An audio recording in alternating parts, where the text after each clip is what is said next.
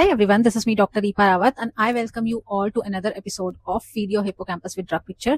Today's drug is going to be Antim Crude. Antim Crude के बारे में दो चीजें बहुत इंपॉर्टेंट है जो याद रखनी है. That is thick white coated tongue and aggravated by cold bathing as well as heat of the sun.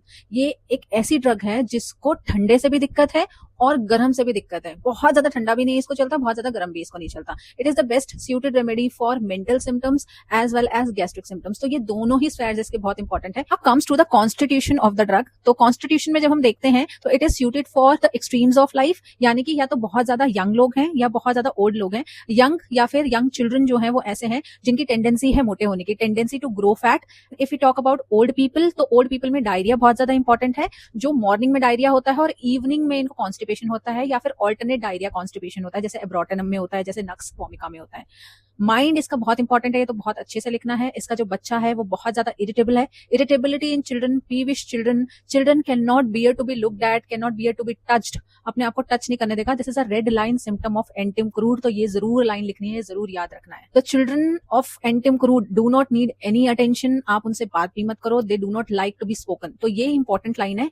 Irritable, peevish children cannot bear to be looked at, cannot bear to be touched, does not like to be spoken, or they don't want to speak. अब अगर हम बड़े लोगों की बात करें तो एक देवदास काइंड ऑफ इंसान है ये. इस तरह से आप इसके ड्रग पिक्चर को याद रख सकते हो कि बहुत ज्यादा सैड है, लेक्रिमोज मूड है इसका, ठीक है, और सेंटिमेंटल मूड है, specially in the moon light. तो जो देवदास बैठा हुआ है और रोता रह रहा है, वीपिंग टेंडेंसी इसके अंदर है, जैसे पल्सेटिला में होती है. थोड़ा सा भी कुछ बात बोलते तो बहुत ज्यादा बुरा लग जाता है, और इतना ज्यादा फिर ये डिप्रेशन वाले स्टेट में है कि इसकी सुसाइडल टेंडेंसी है बाय ड्राउनिंग. एक इसमें वर्ड लिखा हुआ है एक्सटेटिक लव, यानी कि इतना ज्यादा इसने किसी से प्यार किया होता है और उसके बाद फिर ये इस तरह के कंडीशन में आ जाता है. तो वहां पर ही इसका sentimental mood in the moonlight, ये बहुत बार एमसीक्यू में भी पूछा गया है. और बहुत ज्यादा ये sadness with weeping, anxious, lachrymose mood, sentimental mood, और इसका जो सुसाइडल टेंडेंसी है दैट इज बाय ड्राउनिंग. इसमें भी क्वेश्चन आया हुआ है कि ड्राउनिंग के लिए कौन सी मेडिसिन है, और ऐसी मेडिसिन जो नाइफ से अपने आप को कट करना चाहती है दैट इज एल्यूमिना. ऐसी मेडिसिन जो खिड़की से कूदकर सुसाइड करना चाहती है दैट इज अर्जेंटम नाइट्रकम. कि इसको कोल्ड बेदिंग से प्रॉब्लम होती है, इसलिए एवर्जन टू कोल्ड बेदिंग भी है, जिसकी वजह से इसको सप्रेस्ड मेंसेस हो जाते हैं, सप्रेस्ड स्वेट हो जाता है. इसके सिम्टम्स जो हैं अगर दोबारा रीअपेयर होंगे तो वो जगह चेंज कर लेंगे. ये भी एक इंपॉर्टेंट इसका लाइन है, एलेंस की नोट में लिखा हुआ है. साथ साथ में ये सेंसिटिव है कोल्ड बेदिंग के, हीट ऑफ द सन के, और हीट ऑफ द सन से रिलेटेड और मेडिसिन भी आप साइड में लिख सकते हो, जैसे नाट्रम म्यूर है, नाट्रम काब है, ग्लोनोइन है, लैक्सिस है. इन सबको सन की हीट की वजह से हेडेक्स या और डिफरेंट टाइप ऑफ प्रॉब्लम्स होती हैं.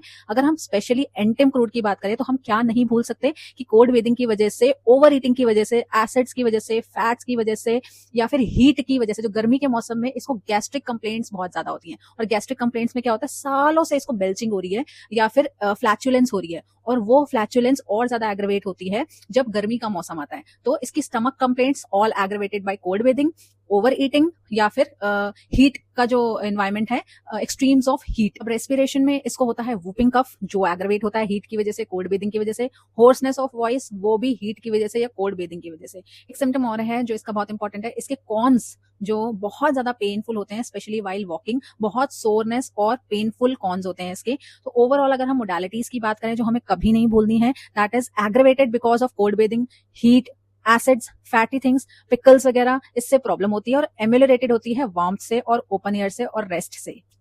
तो ये है Antim crude sulphide of antimony, जिसका कॉमन नेम हमको ये याद रखना है. और इसकी एग्रेवेशन, एम्यूलरेशन याद रख लो. बाकी सारी कंप्लेंट्स इसकी इसी की वजह से होती हैं, स्पेशली गैस्ट्रिक कंप्लेंट्स होती हैं. गैस्ट्रिक में एक चीज जो कभी मत भूलना लिखना, that is thick white coated टंग. और उसके साथ साथ अगर इरिटेबिलिटी भी बहुत ज्यादा है तब आप इसको प्रेस्क्राइब भी कर सकते हो. इसके जो कैंकर सोर्स होते हैं वो यहाँ पर होते हैं ज्यादातर, कॉर्नर ऑफ द माउथ में. ये भी अगर लिख दोगे तो अच्छी बात है, नहीं तो सिर्फ इतना भी लिख दोगे कि इसके स्टमक कंप्लेंट्स ईटिंग से एग्रेवेट होती हैं, हीट से एग्रेवेट होती हैं, सन हीट से एग्रेवेट होती है, कोल्ड बेदिंग से एग्रेवेट होती है, एसिड से और पिकल से एग्रेवेट होती है, तब भी बहुत है. स्टमक कंप्लेंट्स इसकी ज्यादातर लिखने के लिए आएंगी या फिर मेंटल कंप्लेंट्स लिखने के लिए आएंगी. तो ये एटलीस्ट आप पक्की कर लो. ये हम कभी नहीं भूल सकते कि इसका बच्चा बहुत ज्यादा इरिटेबल है, अपने आप को टच नहीं करने देता, बात नहीं करने देता. और अपने आप को टच ना करने देने वाली और भी ड्रग्स हैं, जैसे एंटिम टाट हो गई, सिना हो गई, सेनिक्यूला हो गई. ये भी ऐसे बच्चे हैं जो अपने आप को टच नहीं करने देते. तो ये आप ब्रैकेट में लिख सकते हो, तो आपको ज्यादा और मार्क्स मिलेंगे. साथ साथ में इसकी कॉम्प्लीमेंट्री अगर याद रहे, स्कोला होती है, अगर वो याद रहे तो वो लिख लो, और नहीं याद रहे तो इतना भी लिख लोगे तो you are good to go about Antim crude.